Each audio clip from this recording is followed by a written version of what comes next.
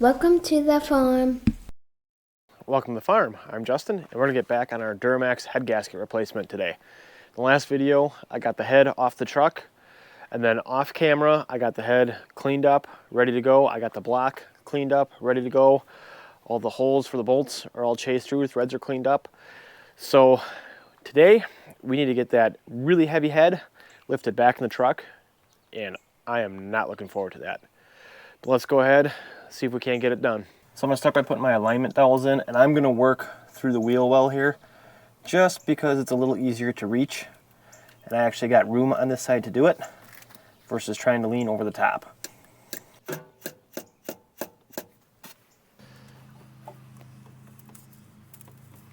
Now we can go ahead, drop our gasket in. Beautiful.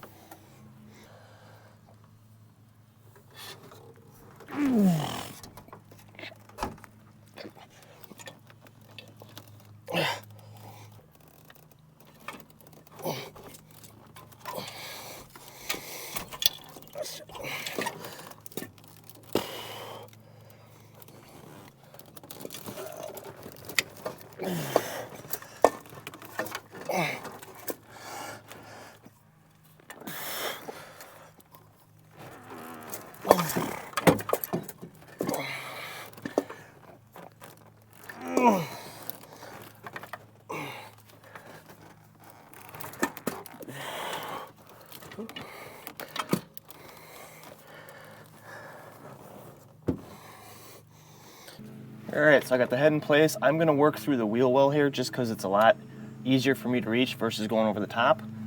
And I'm just gonna go ahead, start dropping my studs in.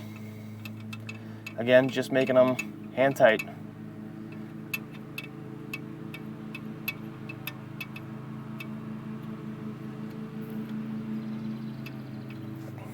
Now that we got all the studs started, we can go ahead and lube up our threads, our washers, and our nuts, just like we did on the other side.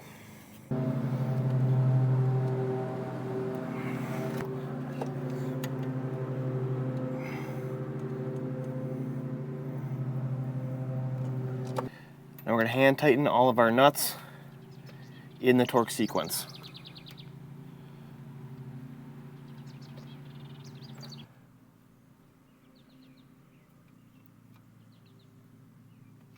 All right, so now we can go ahead and torque our head down. This is the sequence for this side, and we're gonna do it the same way we did the other side. We're gonna do it in 3 steps. I'm gonna start with 42, then 84, then 125.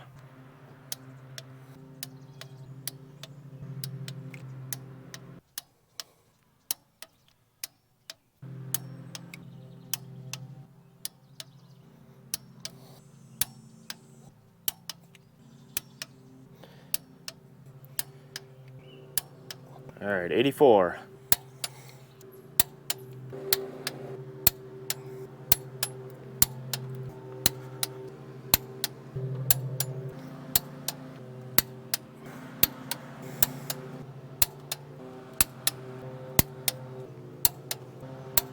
$125.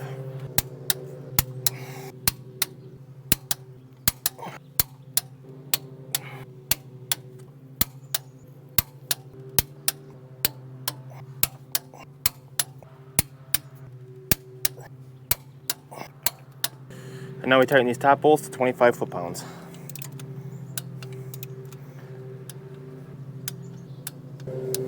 Now that we've got the head all torqued down, we can go ahead and start putting in our push rods and our valve crossovers. Now we can slide in our rocker arm assembly.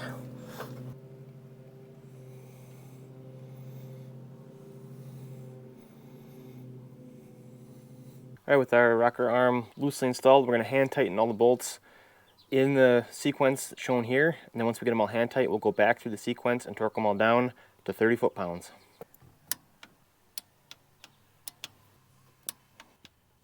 All right, so now we got both of our heads bolted in, torqued down, both of our rocker arm assemblies in, torqued down.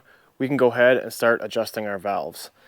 In order to do that, we need to bring cylinder 1 up to top dead center on the compression stroke, which is the first cylinder on the passenger side, closest to the front of the engine. And if you remember back in a previous video, we did that before we actually removed the head. So we're ready to go on that. This is the diagram for which valves we can adjust with it on the compression stroke. So all the valves that are currently black are the ones that we can adjust. And this little mark right here is the fan for the front of the engine. So that's the front of the engine. And we're going to adjust all these to a gap of 12 thousandths. So let's get it done. All right, so to adjust the valve, here is my feeler gauge. I'm just going to stick it underneath the arm there, loosen the set screw or the lock washer, and bring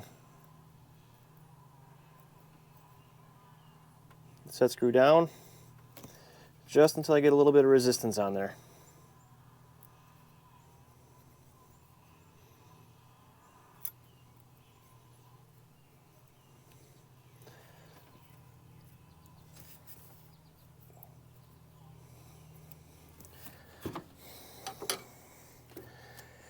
And then I take the wrench, flathead screw, tighten the jam nut,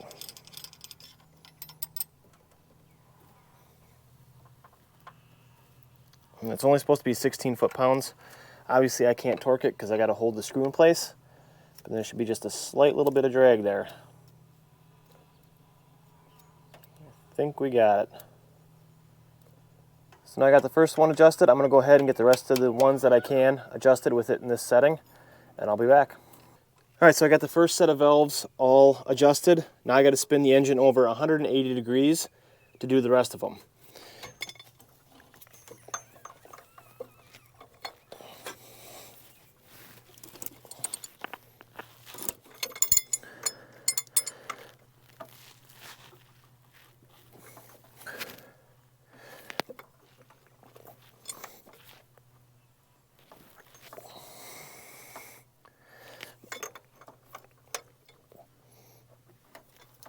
All right, now we should be at top dead center on the exhaust stroke on cylinder 1. With the engine making a full revolution, now I can go ahead and set the other 8 valve arms.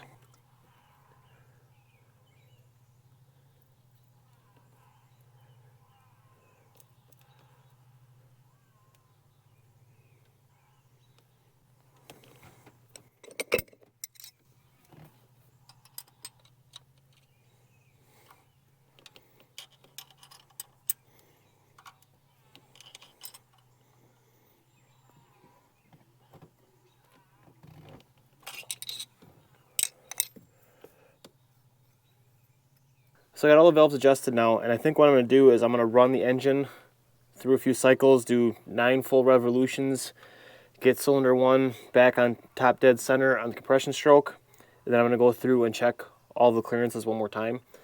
The manual I'm following doesn't say to do that, but the video I watched did it, and I think it's a good idea just to make sure everything seats properly and that I actually have the proper clearance on everything.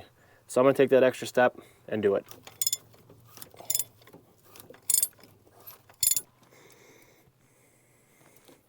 So today was a huge day. Didn't get a lot of work done, but we got the other head in, torqued down. So both heads are now in, torqued down. We got both valve trains complete, and we have the valves all adjusted. I was hoping to get a little further and start putting, valve covers and stuff on, but I just ran out of time. So that's where we're gonna pick it up in the next one. I just wanna say thank you so much for watching, and we'll see you in the next one. Bye.